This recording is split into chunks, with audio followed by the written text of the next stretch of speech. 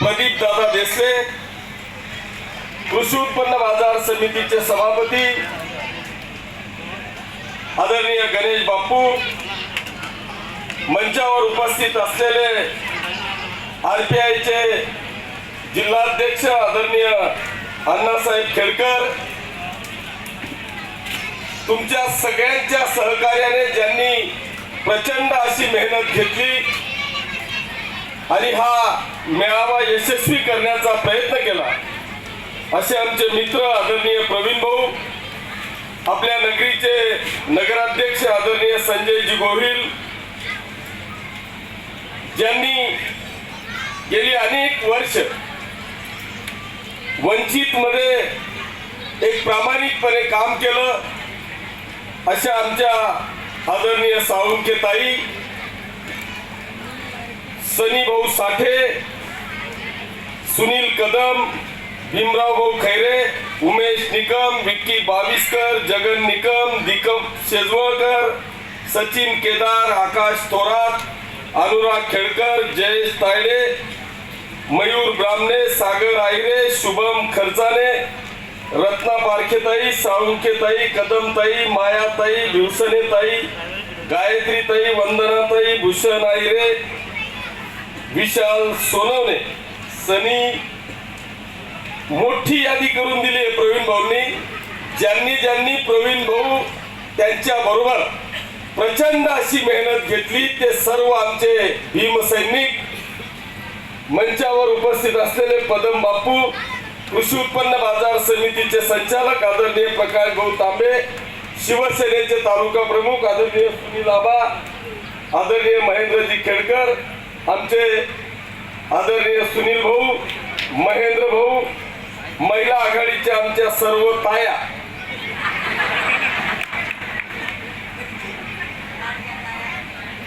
सिन्नरचे सरपंच, पिंपरीचे सरपंच, सर्व सन्माननीय व्यासपीठ, ज्यांनी गेल्या 10 दिवसापासून अथक असे प्रयत्न करून या संवाद मेळाव्याला यशस्वी केलं, असा सर्व समाज बांधव, समोर उपस्थित असलेल्या सर्व माता भगिनी आणि बांधवांनो,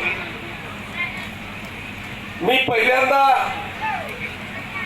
या सर्व आयोजकांच्या बरोबरच तुमचे सगळ्यांचे मनापासून आभार मानतो, आपल्याला धन्यवाद देतो की आपण, मला या पाचोरा तालुक्याचा माहित नाही, पण या जळगाव जिल्ह्यात आतापर्यंतचा हा कदाचित पहिला एवढा मोठा मेळावा या ठिकाणी घेतला, त्याबद्दल आपले सगळ्यांचे मनापासून आभार मानतो, आपल्याला धन्यवाद देतो.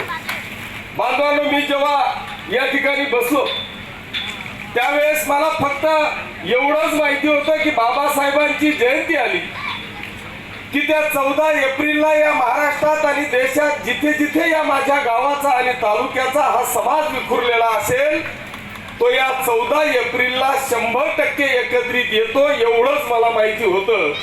पण आज किशोरप्पाच्या आमंत्रणाला मान देऊन हा एवढा मोठा समाज येईल हे मी कधी अपेक्षाही केलेली नव्हती. मी 14 एप्रिल नंतर दुसऱ्यांदा जर का या समाजाला एकत्रित पाहिलं असेल तर ते या किशोरप्पाच्या या समाजाच्या संवाद मेळाव्याला पाहिलं, त्याबद्दल तुमचे सगळ्यांचे आभार मानतो. खरं म्हणजे मला प्रश्नही पडलाय की एका सगळेजण घराला कुलपच लावून आले का काय, अशी परिस्थिती इथे.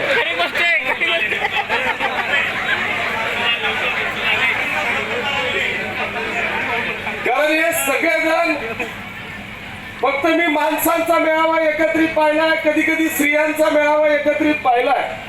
कारण माणूस आला तो बाईवर जबाबदारी टाकून येतो, आमची ताई आली तो माणसावर जबाबदारी टाकून येतो. इथं खरंच 14 एप्रिल सारखं वातावरण आहे. आम्ही लहान लहान पोरा बाळांसहित आलेलो आणि म्हणून मला शंका आली की हे घरी कुलूप लावून आले का काय. आता खरं उलगडलं. मायाताई म्हणताय आम्ही कीर्तनात चुल्यालाच आमंत्रण दिलं म्हणे. त्याच्यामुळे आपण नुसतं चुल्याला नाही तर इष्ट मित्र परिवारासह आले, हा एक मोठा आनंद मला या ठिकाणी वाटला. आणि आपला आनंद द्विगुणित करण्यासाठी मी खऱ्या अर्थाने प्रदीप दादांचे मनापासून आभार मानतो की मी बी अनेक आमच्या दलित बौद्ध नेत्यांचे भाषण ऐकलेले आहेत. कदाचित त्यांनाही एवढा बाबासाहेब माहिती आहे का नाही ही मला शंका आहे. एवढा मोठा बाबासाहेबांचं पूर्ण आयुष्य त्यांनी उलगडे. प्रदीप दादा अंगाला शहारे येतो की बाबासाहेबांच्या लहानपणापासून त्यांच्या अख्खं जीवन चरित्र आपण या ठिकाणी हुबहू मांडलं.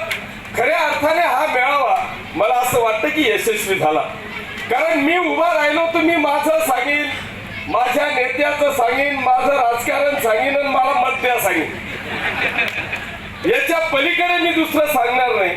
पण प्रदीप दादांनी खऱ्या अर्थाने या मेळाव्याला नाही तर केव्हापासून चळवळ चालू होती. कोणी म्हणे पाणी येईल का, कोणी म्हणे इकडून वाद चांगला येतोय पटकन जाऊ का. पण तुम्ही बाबासाहेबांचं जीवन चरित्र सांगितलं. इथं बसलेल्या सगळ्यांच्या सहित माझंही पोट भरलं. आता माझी इच्छा लवकर होत नाही तिकडे जायची. त्याच्यामुळे मला समाधानी झाली की आता तुम्ही मलाही 10-15 मिनिटं व्यवस्थित ऐकाल. नाही तर अध्यक्षाच्या इतक्या फजिता होता. त्याच्यात आणखी प्रवीण भाऊंचे आभार मानेल की त्यांनी पहिलं आमंत्रण आमच्या भगिनींना दिलं. त्याच्यामुळे आता पुरुषाला तिकडे संधी नाही तर ह्या इथला कलाकार आहे त्या पुढच्या लिसरच तिकडे जातो. त्याच्यामुळे आता तुमची चिंता मिटली, यांची चिंता वाढली. पण तुम्ही चिंता करू नका, मी तुमच्या सोबत आहे. आपण सोबत जेवण करू. आणि माझा इथला अनेक प्रकारे अनेकदा अनुभव आहे की जो शेवट जेवतो ना त्याला सगळ्यात जास्त, कारण तो पहिला वाढणाऱ्याला काय करतो शेवटच्याची चिंता करतो. शेवटी राहिलं पाहिजे, शेवटी राहिलं पाहिजे. तो पहिल्याला दोन चालतो आणि मागून ते वाढणारे भरून घेऊन जातात. त्याच्यामुळे मागच्यांनी अजिबात चिंता करायची नाही. कारण मी पण सगळ्यात शेवटी जेवतो एवढ्या एका कारणाकरता. बांधवांनो, आज खऱ्या अर्थाने मला खरोखर एक अतिशय चांगल्या पद्धतीचा आनंद झाला. मला उद्या काय व्हायचं ते उद्या, शेवटी हा नशिबाचा खेळ आहे. आमदारकी काही माझ्या बाप दादाची जागीरदारी नाही. पण या भीम नावाच्या मायबापानी जी आज मला साथ दिली, जे दर्शन पर्वाच्या दिवशी भडगाव तालुक्याने घडवलं त्याच्या 4 पट आज पाचोरा तालुक्याने घडवलं. मनापासून आभारी आहे. आज खऱ्या अर्थाने माझा आत्मविश्वास बनवलेला की हा विखुरलेला समाज आणि या समाजाला अनेक राजकीय नेत्यांनी आपल्याला गृहीत धरलेलं आहे. प्रवीण भाऊंनी आपल्या भाषणामध्ये आपल्या सूत्रसंचालनामध्ये सांगितलं की ही वस्तुस्थिती आहे की आतापर्यंतच्या या राजकीय लोकांनी तोडा फोडा आणि राजकारण करा अशा पद्धतीचं राजकारण केलं. बांधवांनो, या समाजामध्ये वेगवेगळ्या पद्धतीच्या गट पाडले. आणि नुसत्या आरपीआय मध्ये 3-4 आहेत वाटतं, 4 नुसत्या आरपीआय मध्ये 4. गवाई साहेब वेगळे, गवई साहेब वेगळे.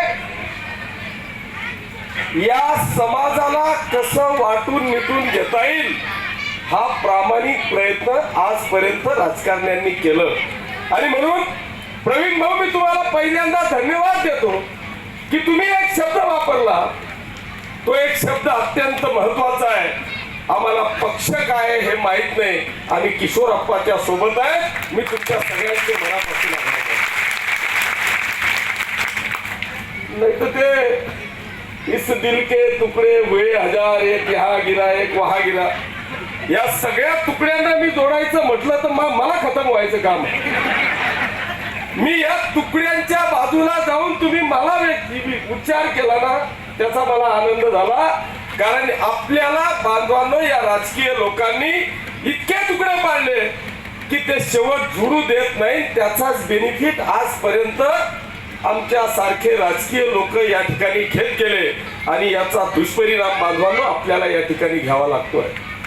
आणि म्हणून जे प्रेम आज तुम्ही या ठिकाणी दाखवलेलं आहे त्या प्रेमाची उतराई हा किशोर अप्पा 100 नाही 1001% केल्याशिवाय राहणार नाही याची ग्वाही बांधवांनो आजच्या या अतिशय सुंदर अशा मेळाव्याच्या निमित्तानं मी देतो. या किशोर अप्पांनी कधी आयुष्यामध्ये राजकारण केलं नाही, कधी काय तोंडात तर काही पोटात असं आयुष्यात ठेवलेलं नाहीये. हा किशोर अप्पा सुद्धा माणसाला माणसासारखं जपणारा व्यक्ती आहे, या माणसाला सोबत घेऊन चालणारा व्यक्ती आहे. अरे आमच्या प्रवीण भाऊनी मी एका ताटात जेवण केलेलं आहे, असे अनेक माझे मित्र आहेत की आम्ही एका ताटात जेवतोय. अशा कधी घाणेरड्या जातीपातीचं राजकारण या किशोरप्पाच्या जीवनामध्ये आपण केलेलं नाही. यांना 100% न्याय देण्याची भूमिका माझी आहे. अरे हा समाज मागतो काय आहे? आजही जर का तुम्ही पाहिलं तर या समाजाला ज्या जीवनावश्यक वस्तू आहे, आज हा काय मागतोय हे ग्रामीण भागामध्ये गेले. आमच्या साळुंखे ताईंनी त्यांच्या भाषणामध्ये उच्चार केला की मी ग्रामीण भागामध्ये फिरली आणि या ग्रामीण भागातली अवस्था पाहिली तर हा समाज आजही आमच्याकडे काय मागतोय? रेशन कार्ड द्या. रेशन कार्ड आहे पण आम्हाला अन्नधान्य द्या, आम्हाला राहायला घर नाही घरकुल द्या, पाणी नाही पाण्याची व्यवस्था करा. बांधवांनो ही जी काय अवस्था आजपर्यंत या न्याय व्यवस्थेने किंवा या राजकीय व्यवस्थेने या ठिकाणी करून ठेवलेली आहे, मी तर या ठिकाणी बांधवांनो आपल्याला या निमित्तानं आव्हान करेन. निवेदन अनेक आलेले आहेत, या निवेदनाच्या सगळ्या प्रश्नांवर मी उत्तर देईल. पण आज हा जो काही आमचा संवाद मेळावा आहे, या संवाद मेळाव्याच्या निमित्तानं प्रवीण भाऊ मी आपल्याला या निमित्तानं आव्हान करतो की हे दिल के तुकडे हुए हजार या तुकड्यांना बाजूला ठेवा आणि या तुकड्यांमधल्या सगळ्यांना एक एक दोन दोन प्रतिनिधी घ्या आणि या पाचोरा आणि भडगाव मतदारसंघाच्या खऱ्या अर्थाने समाज हिताची एक आपली संस्था रजिस्टर करा. या संस्थेने सांगितलेले 100% काम किशोर अप्पा या पाचोरा आणि भडगाव तालुक्याच्या या समाजाचे केल्याशिवाय राहणार नाही. बांधवांनो आज मला माहिती आहे की या सगळ्या प्रश्नांची मला जाण आहे, पण हे प्रश्न जोपर्यंत आमच्यापर्यंत येत नाही तोपर्यंत बांधवांनो आपण ह्या प्रश्नांना मार्गी लावू शकत नाही. इथे आलेल्या प्रत्येकाच आम्ही सगळेजण फक्त बाबासाहेबांना दैवत मानतो. कोणी प्रश्न आणला तर फक्त बाबासाहेबांच्या पुतळ्याच्या व्यतिरिक्त इथे प्रश्न आणला नाही. बाबासाहेब नुसते तुमचे नाही, या अख्ख्या अखंड विश्वाचे दैवत आहे. त्यांच्या पुतळ्याची उंची ही त्यांच्या विचारांच्या उंचीला साजेल एवढीच उंची पाहिजे, ह्या मताशी मी देखील सहमत आहे. आणि म्हणून बांधवांनो आपण या नगरपालिकेमध्ये 100% आपण ठराव केला. मी सगळ्यांना सांगितलं, आज मी आपल्याला आश्वासित करतो की या नगरपालिकेचा ठराव होईल. काय होईल? ही ज्या दिवशी परवानगी मिळेल त्या पुतळ्याचा जेवढाही खर्च असेल तो पुतळा हा किशोर अप्पा स्वतःच्या खर्चाने त्या ठिकाणी केले. याचं कारण असं आहे की आम्हाला काही नवीन पुतळ्याची मान्यता घ्यायची नाही. आमचा पुतळा ऑलरेडी आहे, मान्यता प्राप्त आहे. आम्हाला फक्त पुतळ्याची उंची वाढवायची आहे. नगरपालिकेचा ठराव होणार आहे. पण आज मी तुम्हाला सांगतो की जे सांगितलं, आज आपला हा संवाद मेळावा झालाय या बौद्धांच्या नावाने. आपण एक सुंदर असं सिस्टम आपलं एक मंडळ तयार करा आणि त्या मंडळाची मागणी माझ्याकडे करा.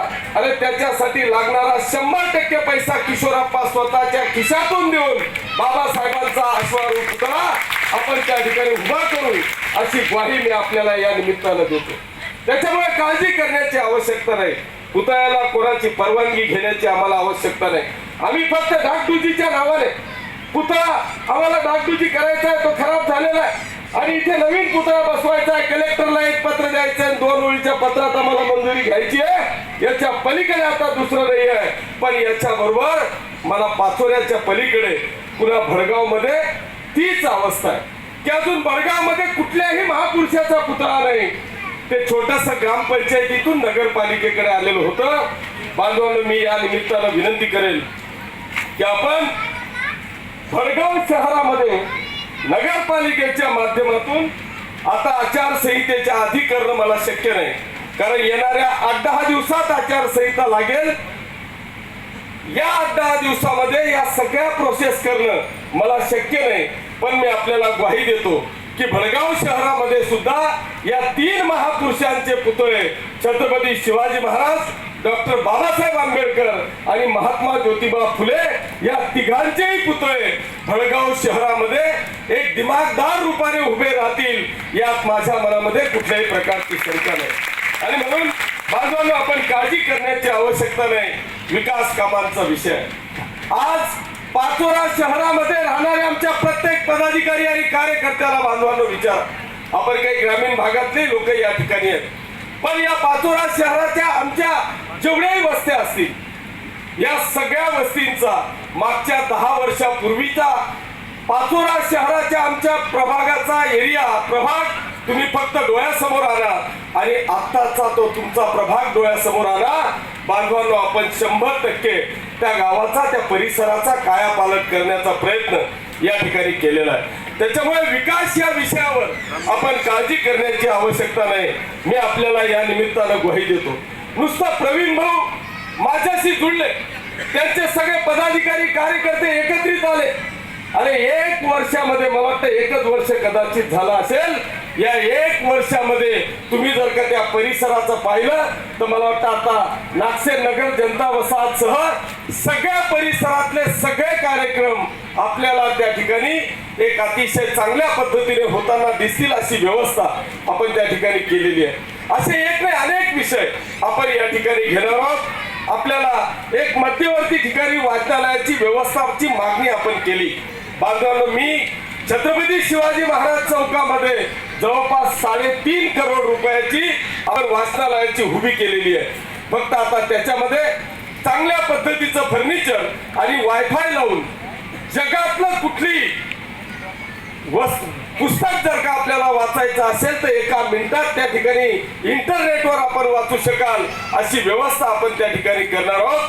दुसरा विषय आपण जो मागितला आमच्या मागासवर्गीय वस्तीसाठी वसतिगृह ची जी मागणी आपण केलेली आहे, याच्या बाबतीत निश्चितपणे हा विषय माझ्या डिक्शनरीत आजपर्यंत आला नाही. पाचोरा शहरात वसतिगृह आहे, पण ते अगदी छोटं आणि त्याची दुरावस्था झालेली आहे. पण आता ते मला शक्य नाही. तुमच्या सगळ्यांच्या आशीर्वादाने मी पुन्हा 3 महिन्याने आमदार होईल असं तर वाटायला लागलेलं आहे. आमदार झाल्याबरोबर पहिलं काम या आपल्या पाचोरा शहरातल्या दलित वस्ती गृहाच्या निमित्तानं वसतिगृहाकरता 100% पहिलं काम पाचोरा शहरातलं कुठलं होईल ना प्रवीण भाऊ, तर ते वसतिगृहाचं एक सुसज्ज असं वसतिगृह आपण त्या ठिकाणी टाकू.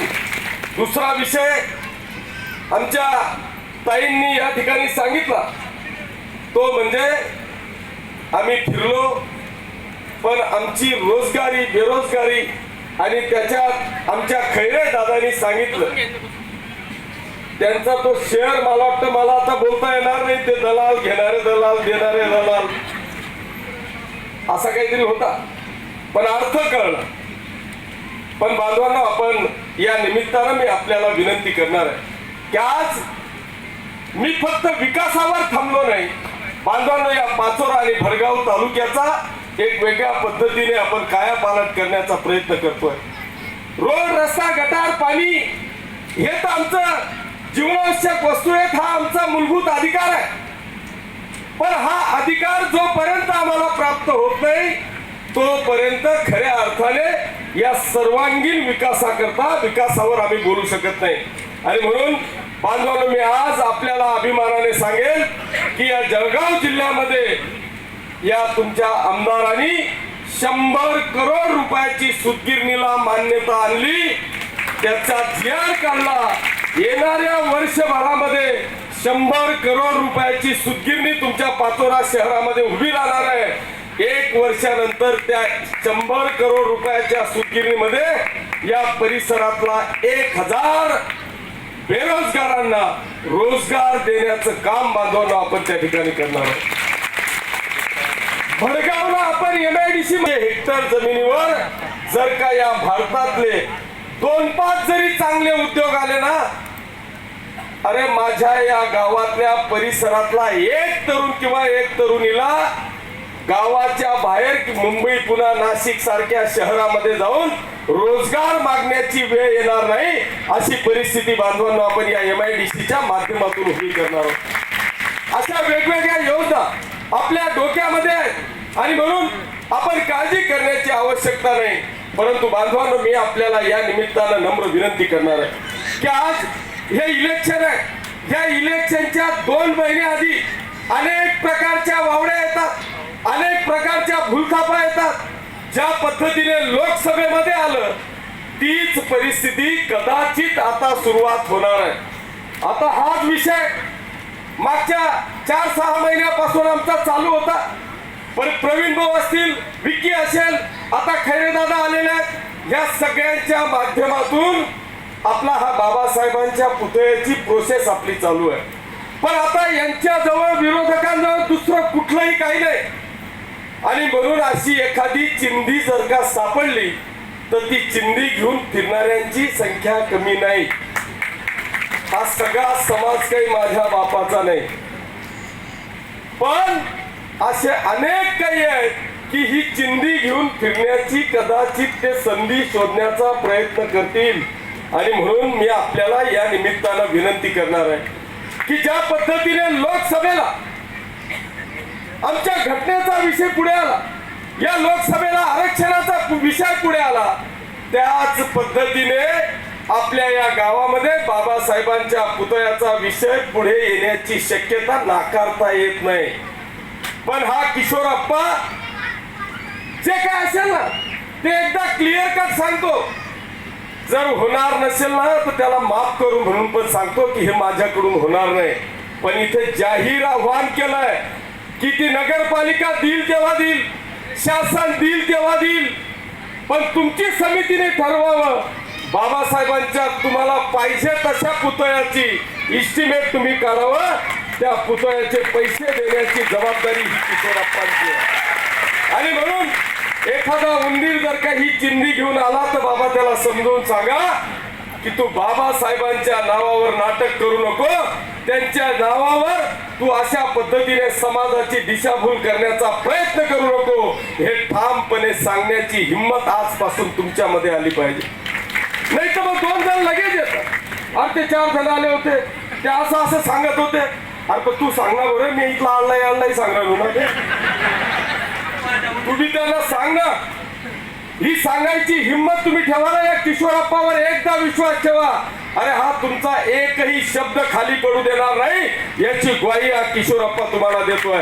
त्याच्यामुळे काळजी करण्याची आवश्यकता नाही. पण हे इलेक्शन मध्ये येतं बांधवानो.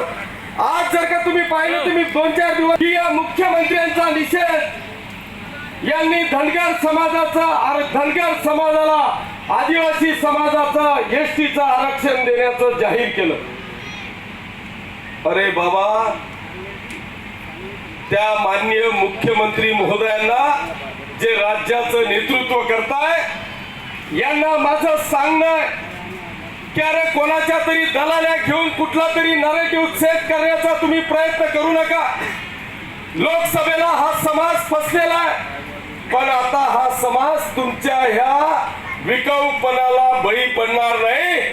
कारण मी आपल्याला सांगतो की गेल्या अनेक वर्षापासून हा धनगर आणि धनगर समाजामध्ये चाललेला जो काही विषय होता तो कायदेशीर तपासण्याकरता माननीय मुख्यमंत्री महोदयांनी या विषयाकरता एक समिती नेमलेली आहे. आजही जर का मला कोणी प्रश्न विचारला की तुमचं मराठा आरक्षणाच्या बाबतीत काय म्हणणं आहे, तर आमचं पहिलं उत्तर असतं की मराठा समाजाला आरक्षण मिळायलाच पाहिजे, पण कुठल्याही ओबीसीला धक्का लागणार नाही याची काळजी घेऊन मराठा समाजाला न्याय मिळायला पाहिजे. तीच भूमिका आमची आज आहे की धनगर समाजाला न्याय मिळायलाच पाहिजे, पण कुठल्याही आदिवासी बांधवाला धक्का लागणार नाही याची दक्षता घेऊन आमच्या धनगर समाजाला न्याय मिळायला पाहिजे, ही भूमिका आमची आजही आहे.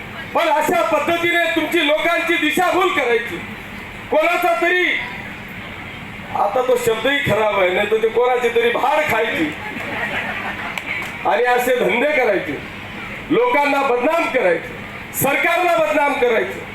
अरे आजपर्यंत ज्या पद्धतीने प्रदीप दादांनी एक उदाहरण दिलं की या महाराष्ट्र आणि देशामध्ये आजपर्यंत असा एक मुख्यमंत्री जन्माला आला नाही की आमचे बौद्ध साधू शासकीय वर्षामध्ये त्यांचं भोजन होत आहे आणि त्या भोजनाला प्रत्यक्ष मुख्यमंत्री आणि त्यांचा पुत्र श्रीकांत शिंदे भोजन त्या ठिकाणी वाढतोय. हा जगातलं पहिलं कदाचित उदाहरण असेल.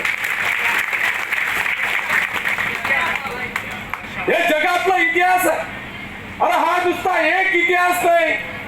या लाडक्या मुख्यमंत्री आणि या युतीच्या सरकारने बांधवानो या राज्यातल्या आमच्या तमाम माता भगिनींना आज जर का तुम्ही पाहिलं तर एक पुन्हा एक इतिहास केला. आणि आमच्या महाराष्ट्रातल्या जन्माला येणाऱ्या कन्येपासून तर परतीच्या प्रवासापर्यंतच्या आजीला 100% व्यवस्था केली. आमच्या साळुंखे ताईंनी दोनच गोष्टी सांगितल्या, एक गॅस आणि एक 1500 रुपये.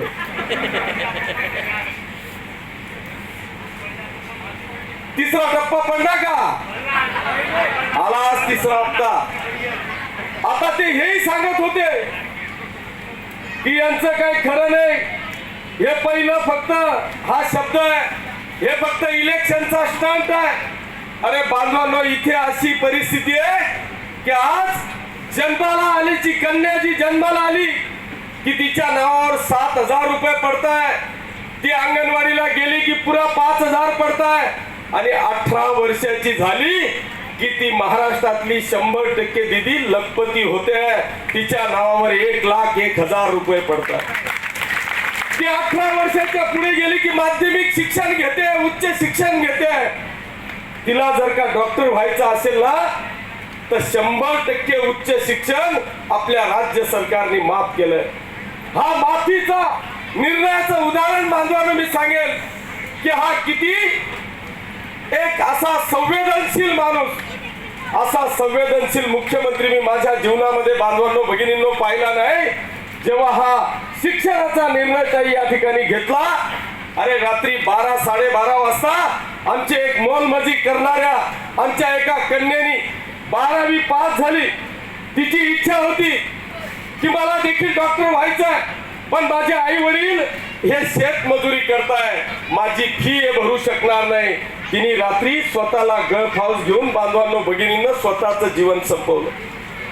आपले साहेब 5 वाजेपर्यंत काम करतात. त्यांनी 1 वाजता ही बातमी पाहिली. 1:30 वाजता त्या काळातले आपले आताचे उच्च शिक्षण मंत्री आदरणीय चंद्रकांत दादांना फोन केला की या महाराष्ट्रातल्या 100% भगिनींना जर का मोफत शिक्षण द्यायचं असेल तर याच्यासाठी खर्च काय लागेल याचा आढावा मला सकाळी द्या. दुसऱ्या दिवशी ह्या मुख्यमंत्र्यांनी या महाराष्ट्रातल्या 100% भगिनींचं शिक्षण माफ केलं, शिक्षण फी माफ केली. इतका संवेदनशील मुख्यमंत्री मी माझ्या जीवनामध्ये कधी पाहिला नाही. तिचं उच्च शिक्षण झालं, 21 वर्षाची झाली की आमच्या मुख्यमंत्र्याची लाडकी बहीण बनली. 1,500 रुपये चालू. 24व्या वर्षात लग्न झालं की सिलेंडर फ्री. 65 वर्षाची झाली की संजय गांधी श्रावणबाळ योजना चालू. 70 वर्षाची झाली की उद्या सकाळी अयोध्येला पाचोरा आणि भडगाव तालुक्यातले 100 लोक 30,000 रुपये प्रति जोडी 100 लोक अयोध्येला जात आहे. तुमची जर कुठे इच्छा असेल तर टीम तयार करा, 100% फ्री आहे. उद्या सकाळी जात आहे ते लावलंय. सकाळी नाश्त्याचं पाकिट द्यायला आणि त्यांना हिरवा झेंडा दाखवायला मी स्वतः जाणार आहे. असा एकही आता व्यक्ती राहिला नाही की त्याला काही नाही. मग अनेकदा लाडके भाऊ पण होतं, पण जाऊ द्या ते गच्ची लांबी जायचे. पण आज माझ्या 100% भगिनी या महाराष्ट्रातल्या बांधवांना या ठिकाणी खुश आहेत. पण एक उदाहरण मला या ठिकाणी द्यायचं आहे. काल मला असं माहिती पडलं की ताई प्रचार करता करता तुम्ही फिरता फिरता टेन्शन मध्ये आल्या मायाताई. अरे या महाराष्ट्रातला हा लाड पागेचा निर्णय या तुमच्या आमदार किशोर अप्पांनी मागच्या 5 वर्ष झाले लावून धरला. मागच्या 5 वर्षापासून ज्या काळी आताचे मुख्यमंत्री तेव्हाचे नगर विकास मंत्री होते तेव्हापासून प्रवीण भाऊ आणि त्यांच्या सगळ्या सहकार्यांना मी मुंबईला जाऊन आतापर्यंत जवळपास 10 मिटिंगा कदाचित माननीय मुख्यमंत्री महोदयांसोबत झाल्या। आणि या महाराष्ट्रातला हा जो लाडपागे समितीचा निर्णय होता, तो लाडपागे समितीचा निर्णय बांधवांनो या तुमच्या आमदारामुळे झाला। याचा फायदा फक्त पाचोऱ्याच्या मुलांना झाला नाही, तर महाराष्ट्रातल्या 100% एसटी मुलांना या ठिकाणी लाडपागे समितीच्या शिफारसी लागू झाल्या। आणि त्याच्यात नुसत्या पाचोऱ्याला आपले 60 मुलांचं काम होत आहे, त्याच्यापैकी 25-30 मुलांना ऑर्डर दिल्या। आता उर्वरित काही राहिलेले चिंता करायची नाही। जसं मुख्यमंत्री लाडकी बहीणचं सांगितलं ना, पटकन काढल्या वापस चालला जातील, हा बी विरोधकांनीच फेकला होता मेसेज, उन्हातला पटकन काढल्या। अरे हरामखोरांनो, हे पाप कुठे भोगाल? अरे त्या बँकेमध्ये आमच्या भगिनी सकाळी 5 वाजता भाकरी बांधून उन्हात लाईनी लावत होत्या, त्या तुमच्या खोट्या नरेटिव्हला भुलल्या आणि तिथे लाईन लावत बसल्या। आज तो अकाउंटला आलेला पैसा हा परत घेण्याकरता नाही। अरे या लाडक्या बहिणीची ही भेट आहे, ही भेट कधी कोणताही भाऊ त्याच्या जीवनामध्ये परत घेऊ शकणार नाही, याची जाणीव आम्ही प्रत्येक भगिनीने या ठिकाणी ठेवली पाहिजे। त्याच पद्धतीने मायाताई, या किशोर अप्पाच्या तुझ्या या भावाचा तुला शब्द आहे, ताईला तेच वाटत होत की या 16 पोरांना पत्र आलं ना, 2-4 पोरांना की यांना हे देऊ नका, ताईचे लगेच इंडिकेटर लागले, आम्हाला दिलेल्या ऑर्डरी पण परत घेणार आहेत का? काळजी करण्याची आवश्यकता नाही। मी आज शब्द दिलेला आहे की या समाजाच्या प्रत्येक न्याय हक्कासाठी तुमच्या पुढे हा किशोरप्पाचा एक पाऊल असेल, एवढी ग्वाही आजच्या या कार्यक्रमाच्या निमित्ताने मी देतो। पुन्हा एकदा तुमचं सगळ्यांचं प्रेम आणि आशीर्वाद हे माझ्या पाठीशी असेल अशी ग्वाही या निमित्ताने मी देतो। एक विषय प्रवीण भाऊंनी मला या ठिकाणी आठवण करून दिला, तो म्हणजे विपश्यना केंद्राचा, की जे आमच्या काकांनी मला या ठिकाणी सांगितला। आपण विपश्यना केंद्र गौतम बुद्धांच्या नावाने आपल्या काकांबर्डीच्या खाली जवळपास 12-15 एकर जमीन आपल्या शासनाची आहे, तिथे मी 17 करोड रुपये डेव्हलपमेंट साठी मंजूर केलेले आहेत। ती जी डेव्हलपमेंट होईल त्याच्यात आणखी 5 करोड रुपयाचा निधी हा फक्त विपश्यना केंद्रासाठी आणून या संपूर्ण जगाला शांतीचा मंत्र देणाऱ्या गौतम बुद्धांच्या नावाने खऱ्या अर्थाने या समाजाला शांती मिळावी याचा निर्णय आपण 100% घेऊ, एवढी ग्वाही देतो। तुमच्या सगळ्यांचं प्रेम आणि आशीर्वाद कायम स्वरूपी माझ्या पाठीशी असेल अशी अपेक्षा व्यक्त करतो आणि थांबतो। काय